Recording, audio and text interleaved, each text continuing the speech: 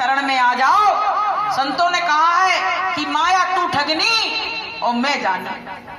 हम लोग नहीं जान पाए, लेकिन संतों ने कह दिया, अरे माया तू ऐसी ठगनी है, मैं तुम्हें जानता हूं।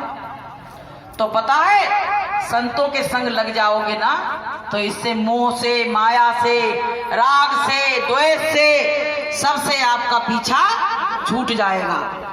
कि माया मरी न मन मरा और मरी मरी गया शरीर और आशा तृष्णा ना मरी और कह गए दास कबीर। कहते ना माया मरी ना मन मरा, हम मर गए, जाने कितने बार मर गए और हमारे अंदर मन वही बना रहा, माया वही बनी रही। तो प्रेमियों, इससे छुटकारा, इससे निजात चाहते हो तो हमको संत के दरबार में आना पड़ेगा। और पता है हमारा मलिन मन, गंदा मन कहाँ साफ होगा? कि कबीरा मन मलिन है और धोवे छूटे नहीं रंग और कई छूटे सत्संग में, कई संतन के संग। हमारा गंदा मन कहाँ साफ होगा? कैसे सफाई कराओगे? गुरु महाराज कहते बच्चों तुम सारे शरीर की सफाई कर लोगे, लेकिन तुम्हारे जो कर्म है वो यहाँ पे इकट्ठा है, तो इसके अंदर न पानी जा सकता है न साबुन जा सकता है। कैसे सफाई कराओगे, कैसे धुलाई कराओगे? तो प्रेमियों, जब हम भजन करेंगे तो भजन के द्वारा वो सफाई होती चली जाएगी। तो भजन करना रोज जरूरी है कि नहीं है? जरूरी है। जैसे खाना खाना रोज जरूरी है, ऐसे हमको नित्य भजन करना भी जरूरी है। तो माया हमको जगह जगह, अब ये क्या है, बच्चे माया ही तो हैं। बाल बच्चे हो गए, आए थे अकेले, एक दो बच्चे हो गए तो हमारे माया लग गई उनमें। कहते अरे मेरे बच्चे मेरे बच्चे। एक बार क्या हुआ, भगवान कृष्ण और अर्जुन खड़े थे तो आपस में बात कर रहे थे। तो भगवान ने कहा अर्जुन से कि अर्जुन, ये बहुत मायावी संसार है, इसमें कोई भी फिसल सकता है। तो अर्जुन ने क्या कहा छूटते, बोले मैं नहीं फिसलूंगा और चाहे कोई फिसल जाए। अब भगवान को ये बात बड़ी बुरी लगी कि ये तो बहुत घमंड आ गया, इसके अंदर अहंकार आ गया। अब भगवान ने क्या किया, अपनी प्रबल माया से ये दोनों जने जा रहे हैं, एक तालाब आया तो भगवान ने कहा चलो कृष्ण, अर्जुन तुम नहा रहे हो क्या, चलो अपन दोनों नहाते हैं। जैसे वो नहाने के लिए डुबकी लगाई तो अर्जुन जब निकले तो भगवान गायब हो गए। भगवान गायब हो गए। अब अर्जुन सोचे हम कहां जाएं, न रास्ता पता न कुछ पता, कहां जाएं, बहुत परेशान। तो चलते चलते एक रास्ता सा दिख गया, पगडंडी सी गांव की, उस पे चलते चले गए, चलते चले गए। तो एक जगह क्या महाभारत का वही गुणगान कर रहे थे, लोग बैठे थे पढ़ रहे थे। तो इनने जाते क्या कह दिया, हाँ हाँ मैं अर्जुन हूं, मैं ही अर्जुन हूं। अब लोग बात खड़े हो गए उनको मारने के। कहने लगे जी कहां से आ गया, जी कहां से आ गया जी अर्जुन। तो फिर उनने सोचा आप ये मारेंगे, तो कहने लगे मेरा नाम अर्जुन है, मैं उस समय का अर्जुन नहीं। तब लोगों ने कहा, गांव का मुखिया था, बोला रे छोड़ दो, कोई राहगीर है बेचारा परेशान। अब प्रेमियों क्या हुआ, वहीं का सरपंच था, तो सरपंच ने उसे अपने घर में रख लिया। सरपंच की एक लड़की थी, सरपंच का ये था प्रण कि अपनी लड़की को गांव से दूर शादी नहीं करूंगा। तो लोग कहने लगे इतना हट्टा कट्टा लड़का आ गया, सुंदर भी है, तो इसी अर्जुन के साथ अपनी लड़की की शादी कर दो। आप प्रेमी अर्जुन से कहा गया, देखो कह रहे थे मैं माया में नहीं फंसूंगा। अब भगवान सब देख रहे हैं, कहने लगे तुम्हारा मन है तो कर दो शादी, कोई बात नहीं, शादी तो करनी। अब प्रेमियों शादी हो गई, 2 बच्चे हो गए। तो एक दिन क्या हुआ, मेला लगा था वही तालाब पे जहां जो नहाए थे। तो कहने लगे चलो आज मेला चलते हैं। जब मेला गए तो बच्चों को और औरत को खड़ा कर दिया। कहने लगे इसमें एक बार मैं नहा लूं, मुझको पहले का कुछ याद आ रहा है। जैसे नहाने के लिए डुबकी लगाई, बच्चे गायब, बीबी गायब, बैलगाड़ी गायब, बैल गायब, सब गायब हो गए। अब ये फिर रोने लगे, कहने लगे मेरे बच्चे। भगवान कृष्ण निकले, 2 चाटे गाल पे दिए मिला के, बोले तू तो क्यों कह रहा था माया में मैं फंसूंगा नहीं, अब कौन में फंस रहा हूं, क्या हो रहा है। तो रोने लगे, कहने लगे कि वाकई में आप जो कह रहे थे वो सत्य था और मेरा सोचना सत्य नहीं था। तो प्रेमियों, माया जो है बड़ी प्रबल है, जगह जगह पे अपना रूप दिखाती रहती है और हम उसमें फंसते रहते हैं। तो प्रेमियों, इससे अगर छुटकारा पाना है तो गुरु महाराज कहते हैं कि संतों की शरण में आ जाओ। संतों की शरण में ही तुमको इससे मुक्ति मिल सकती है, वरना तुमको इससे मुक्ति मिलने वाली नहीं है। तो प्रेमियों, ये किराए का मकान मिला है, अब ये जाने वाला धीरे धीरे, पता है जैसे मकान में एक ईंट गिरी तो उस पर तुमने प्लास्टर करा दिया, ऐसे इसमें हमारा एक दांत टूटा तो हमने दूसरा लगवा लिया, और कान से सुनाई पड़ना बंद हुआ तो मशीन लगा ली, आंख से दिखाई बंद हुआ देखना तो ऑपरेशन करा के चश्मा लगा लिया, पैरों में दर्द होने लगा तो दवा गोली रोज खा खा के गुजारा कर रहे हैं। आप बताओ कहां तक इसकी रिपेयरिंग कराओगे, कब तक कराओगे इसकी रिपेयरिंग। अब तो वो कह रहा है कि अब ये मकान को हम लेके अब इसको तो तोड़ेंगे, इसमें से जीवात्मा को निकाल के और हम ले जाएंगे। अब ले जाएंगे तो भैया काल ने क्या किया, एक व्यक्ति ने काल से दोस्ती कर ली और उसने कहा कि तुम तो हमारे दोस्त बन गए हो तो हम तो बच जाएंगे। काल ने कहा ऐसी दोस्ती नहीं करते, जाना सबको पड़ेगा। कहने लगे अच्छा, बोले कुछ और हो सकता है, बोले इतना हो सकता है कि हम तुमको चिट्ठी डाल सकते हैं। अब भैया उसने कहा तुम ऐसा करना कि चिट्ठी डाल देना जब हमारी मौत का वो हो कुछ। बोलो नहीं माता मैंने, क्यों बोलती हूँ, क्या बात है आखिर। तो बोले चिट्ठी डालना।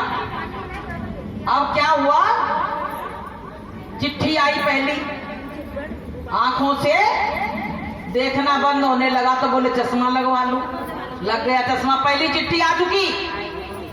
अब दूसरी चिट्ठी जब आई, दांत वांत सब टूटने लगे, अब खाना ही नहीं खबरा तो शरीर वैसे ही चिड़ हो जाएगा, कमजोर हो जाएगा। अब प्रेमियों 3 चिट्ठी उसने भेजी, बाल सफेद हुए तो डाई लगा ली। अब ये नहीं समझ रहे कि चिट्ठी आ रही है। अब एक दिन वो चौथी चिट्ठी पे तो लेने ही आ गया, चलो भैया फलाने सिंह मकान खाली करो। अब जब वो आ गया तो कहने लगे तुमने यही दोस्ती निभाई, तुमने तो हमसे कहा था हम चिट्ठी डालेंगे। तो उसने कहा हम पोस्ट ऑफिस में चिट्ठी डालेंगे, चिट्ठी हमारी यही संकेत ही चिट्ठी है। बोला अब तो भाई तुमको चलना पड़ेगा। तो रोने लगा, चिल्लाने लगा, कहने लगा हमने दोस्ती की लेकिन मतलब कुछ नहीं निकला। तो एक बात बताओ, चूहा और बिल्ली की दोस्ती कभी हो सकती है? वो तो फट मौका देखते ही खा जाएगा। तो काल से कोई दोस्ती आज तक ना कर पाया है और ना करे पाएगा। इसलिए प्रेमियों, दोस्ती करना है तो सतगुरु से करो, मालिक से करो, तो मालिक तुम्हारी नैया को पार लगा देंगे। अगर काल से दोस्ती करी तो हम तुम तो काल का चबेना। पता है ये काल जो है 1 लाख जीवों का रोज आहार करता है कि 1 लाख जीव करे आहारा, 1 लाख जीवों को रोज मार मार के खाता, छोटे बड़े। अब बताओ इससे दोस्ती कौन कर सकता है? नहीं कर सकता। तो हमको क्या है, संतों के संग दोस्ती करना है कि संतन के संग लागिरी तेरी अच्छी बनेगी, संतन के संग लागिरी तेरी अच्छी बनेगी, अच्छी बनेगी तेरी बिगड़ी बनेगी, अच्छी बनेगी तेरी बिगड़ी बनेगी, जाग जाए तेरे भागिरी तेरी अच्छी बनेगी, जाग जाए तेरे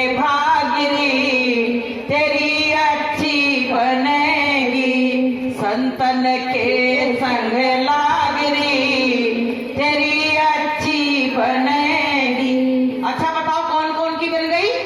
कि ध्रुव जी की बन गई, प्रहलाद की बन गई, ध्रुव जी की बन गई, प्रहलाद की बन गई, सबरी के जगी गए भागरी तेरी अच्छी बनेगी, सबरी के जगी गए भागरी तेरी अच्छी बनेगी, संतन के संग लागरी तेरी अच्छी बनेगी।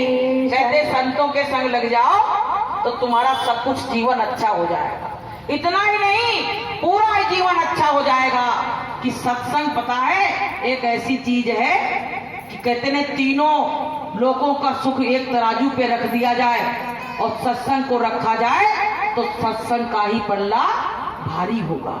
कि एक घड़ी आधी घड़ी और आधियों में पुण्याद और गोस्वामी संगत साध की कोट हरे अपराध। एक बार एक व्यक्ति क्या कह रहा कि मेरे सत्संग तो अच्छा लगता है लेकिन टाइम नहीं। हर आदमी के संग यही प्रॉब्लम है कि टाइम नहीं है। तो महात्मा जी ने कहा कि एक घड़ी के सत्संग में आके बैठ जाया करो। तो कहने लगा एक घड़ी तो ज्यादा है। तो बोले आधी घड़ी बैठ जाया करो। बोले आधी ज्यादा है। तो बोले आधी से आधी में बैठ जाओ।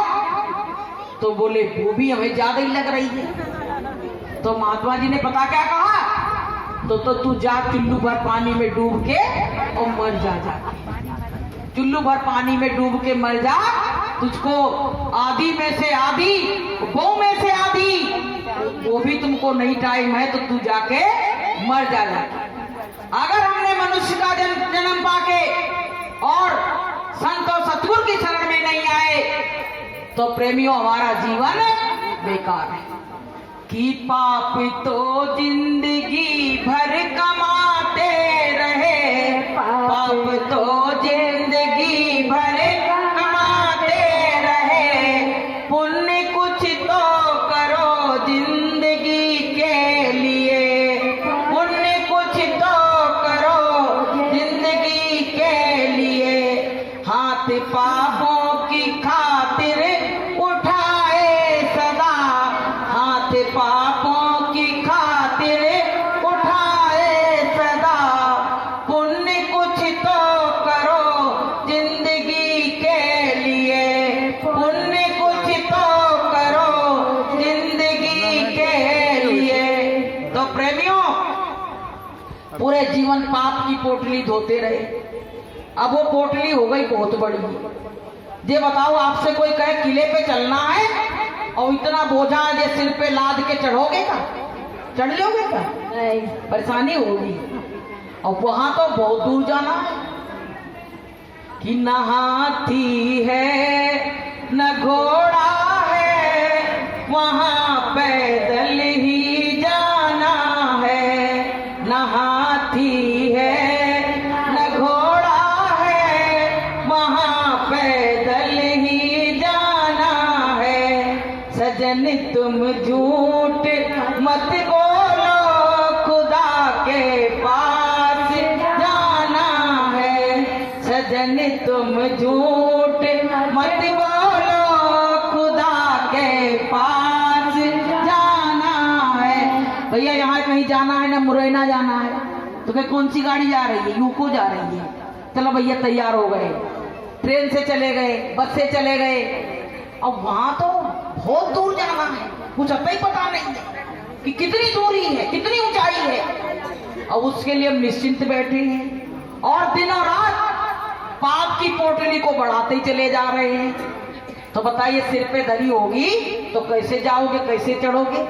ना हाथी है, ना घोड़ा है, ना मोटर है, ना कार है, कैसे जाओगे? इसलिए गुरु महाराज क्या कह रहे हैं कि पाप गठरिया सिर से पटक दे, पाप गठरिया सिर से पटक दे, लोभ जो आए तो हाथ झटक दे, लोभ जो आए तो हाथ झटक दे, धर्म की पकड़ो कलाई रे, तेरी बीती उमरिया।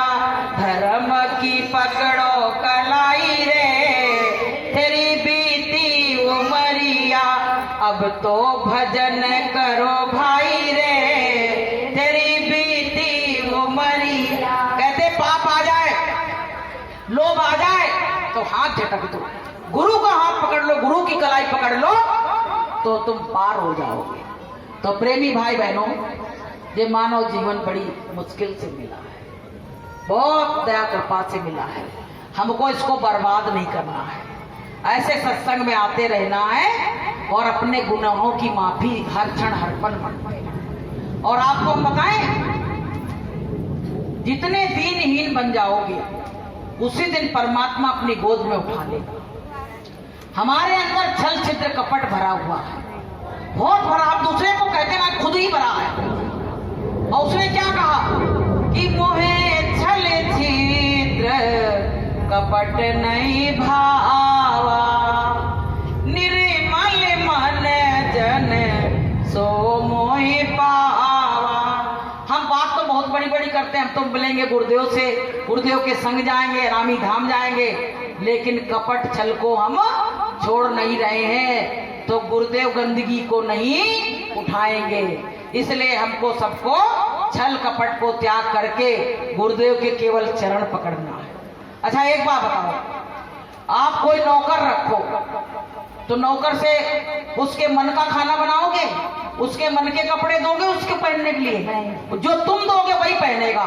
तो ऐसे ही जब हम परमात्मा के भरोसे हो गए तो जो परमात्मा दे उसी को स्वीकार करो, उसी को स्वीकार करो। तो परमात्मा समझेगा कि जी मेरे अधीन हुआ है, हम चला अपनी रहे हैं। वो कहते हैं तो गुरु के सहारे हैं, गुरु के सहारे हम नहीं है, हम तो गुरु को अपने सहारे करे ले रहे हैं। हम इतने बड़े हुए जा रहे हैं कि हम कहते गुरु मेरे सहारे चलेगा। तो प्रेमियों, जितनी दीनता आ जाएगी, सेवरी को दीनता आ गई तो भगवान मिले कि नहीं मिले? प्रेमियों मिले कि नहीं हुए? मीरा को दीनता आई तो भगवान मिले कि नहीं मिले? गुरु मिले कि नहीं मिले? तो प्रेमियों, हम भी अपनी तरफ देखें कि हम में कितनी दीनता आई है। हमको गुरुजी से जुड़े तो बहुत दिन हो गए, दीनता आ पाई कि नहीं आ पाई? वही कटता भरी है मेरे अंदर, वही विष भरा है। गुरुजी ने तो इतने दिन सत्संग सुनाया लेकिन विष हमारा कम नहीं हुआ। तो प्रेमियों, गुरु महाराज से दया मांगो कि गुरु महाराज मेरे अंदर किसी के प्रति बुराई भलाई नहीं आए, हम इतने दीनहीन बन जाए परमात्मा कि तुम हमको प्यार करने लगो, कि छोटा हो सो प्रभु का होई और जात पात पूछे नहीं कोई। जो छोटा बनता दीन बनता है, कि दीन लखे मुख सबन को और दीन लखे ना कोई, और भली बिचारी दीनता तो नरो देवता कोई। दीनता भगवान को अच्छी लगती है और वही इंसान में है नहीं। तो बताओ कैसे मिलेंगे? कैसे मिलेंगे? तो सत्संग में आने से हमको राह पता पड़ती है। भगवान के घर जाने की राह हमको सत्संग में आने से पड़ती है। अच्छा, जब तक हम लोग गुरु महाराज से नहीं जुड़े तब तक हमको सबको आत्मा परमात्मा, अच्छे बुरे कर्म, भक्ष भक्ष, इसका कोई ज्ञान ही नहीं था। चाहे कुछ अंडा खाए, कोई मांस खाए, शराब पिए, कोई चीज का ज्ञान ही नहीं था, बोध नहीं था, तो कुछ बुरा नहीं लगता था। लेकिन भैया जब से गुरु की शरण में आ गए तब से तो हर चीज का परहेज होने लगा, हर चीज का परहेज। चाहे भूखे बैठे रहेंगे लेकिन मांसाहारी के घर भोजन नहीं करेंगे। मांसाहारी के घर भोजन करना बहुत बड़ा पाप बताया। तुमने शमशान पे भोजन कर लिया, मांसाहारी के घर भोजन किया। कहा गया कि वैश्याढ़ी मरे और शिकारी और विषयी नृप और मांसाहारी, और इन घर भोजन करई जो संता, और साधन भजन का हो जाए अंता। अगर अपने साधन भजन का अंत करना चाहते हो तो इनके यहाँ भोजन करना। राजा को भी विषयी राजा के यहाँ भी भोजन नहीं करना। राजा विषय भिखारी है ना, तो उसके यहाँ भी भोजन करने की जरूरत नहीं है। लेकिन एक छोटी सी थोड़ी कड़वी बात है, कह दे क्या? ये हमारे सत्संगी भाई बहन ऐसे हैं कि कहीं भी जाएंगे ना तो तो ये नहीं देखेंगे कि मांसाहारी है कि शाकाहारी है। अगर वो अच्छी सी चीजें लिए खड़ा है तो तुरंत ले लेंगे उससे। यही प्रलोभन है, इसी में फंस जाते हैं। तो हमको पहले पूछना चाहिए हाथ जोड़ के कि आपके घर अंडा मांस शराब का तो सेवन नहीं है, तभी हम आपका जल स्वीकार करेंगे, वरना स्वीकार नहीं करेंगे, क्योंकि हमारे गुरु महाराज ने बताया। तो प्रेमी भाई बहनों, हमको तुमको बड़े सत्संग में जुड़ने से हमारा रास्ता जो क्लियर हो रहा है, उस पे हमें बहुत जो निर्देश दिए गए उस पे चलने की जरूरत है। वाणी से भी सबसे अच्छा बोलो, किसी से कड़वी भाषा नहीं बोलो। कड़वी भाषा से परमात्मा कभी नहीं मिलेगा। इंसान इंसान से प्रेम करना नहीं सीखेगा तो परमात्मा कभी मिल नहीं सकता है। घर वालों से प्रेम करना नहीं सीखोगे तो तुम संगत से क्या प्रेम करोगे, क्या संगत से प्रेम करोगे? कि सत्संगत से प्यार करना सीखो जी, जीवन का उद्धार करना सीखो जी। सत्संगत से प्यार करना सीखो जी, जीवन का उद्धार करना सीखो जी। संगत मालिक का रूप है कि नहीं? संगत मालिक का रूप है। और अगर हम संगत से ही प्रेम नहीं करेंगे तो समझ लेना उस मालिक से हम कभी प्रेम कर नहीं पाएंगे। कि ना जाने किस वेश में नारायण मिल जाए। पता नहीं इतने लोग बैठे, इसमें कौन से रूप में गुरु महाराज बैठे हो, कुछ नहीं कहा जा सकता है। तो प्रेमियों, परमात्मा इंसान में ही छिपा रहता है। तो हमको तुमको कि ऐसी बाणी बोलिए और मन का आपा खोए, और को शीतल करे तो आप शीतल हो। अच्छा, पानी जब घड़ा में रखा जाता है मिट्टी के, तो जब खुद ठंडा होता तभी तो दूसरे को ठंडक प्रदान कर पाता।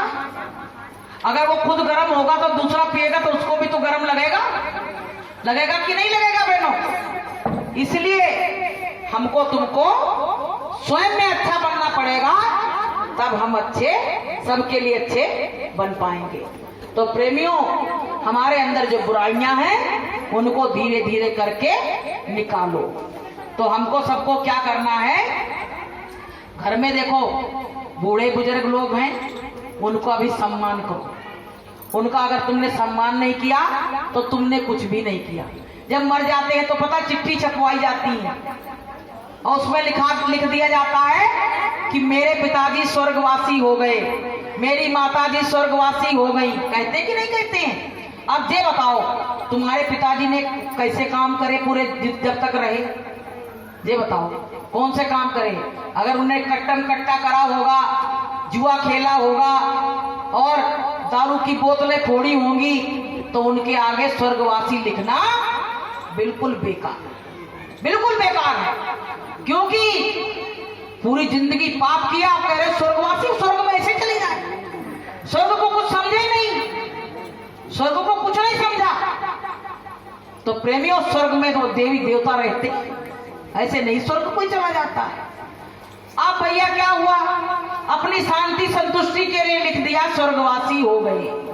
अब वहां तो गुरु महाराज कहते, बच्चों तुम क्या जानो, बड़े बड़े जालिम बादशाह वहां इस तरह से मारे जा रहे हैं, उनके चिघाड़ने की आवाजें आ रही हैं। जो यहाँ अपनी वो हुकूमत चलाते थे वो वहां पिट रहे हैं, तो अपने कर्मों से पिट रहे हैं। उनको वैसे कोई नहीं पीट रहा, कर्मों से पिट रहे हैं। तो प्रेमियों, मरने के बाद कोई स्वर्ग नहीं जाता है। गुरु महाराज कहते हैं जिसको भगवान मिला, जिसको परमात्मा मिला, तो जीते जी मिला। मरने के बाद किसी को परमात्मा नहीं मिला। अपन से कोई पूछे तुमको मिल गया क्या जीते जी? हमको तो मिल ही गया जीते जी। इसमें कहने की क्या बात है, हमको तो जीते जी मिल गया। तो प्रेमी भाई बहनों, इनके दर्शन मात्र से ही कहते हैं कि तुम्हारे जाने जन्मों जन्मों के जो दाग कर्म लगे हुए हैं वो सब जल के राख हो जाएंगे। गुरु के एक बार पंडाल में आने से, गुरु के दर्शन से, सत्संग से हमारे जन्मों जन्मों की जो गंदगी लगी हुई है वो मिनटों में जल के राख हो जाएगी। कि गुरु नाम अंतर धरो और भयो पाप को नाश, और जैसे चिनगी आग की और पड़े पुरानी घास। और कहते हैं जब जीव परमात्मा के सन्मुख आ जाता है तो जन्मों जन्मों के जो कर्म होते हैं उनको मिनटों में नष्ट कर देते हैं। कि सन्मुख होई जीव मैं जब ही, जन्म कोटि अगु नासई तब ही। जब सन्मुख जीव बैठता है, अच्छा गुरु महाराज पहले कहा करते थे ना मथुरा में कि बच्चों सामने बैठो, कहते थे सामने बैठो। उसका कारण था, तब हम लोगों को मालूम नहीं था। उसका यही कारण था क्योंकि संत महात्मा के जो आंखों से जो वाइब्रेशन जो होता है वो सब जीवों पे जाके पड़ता है, तो उनके जो कर्म कटते हैं, इसलिए उनके सामने बैठने की बात कहते थे।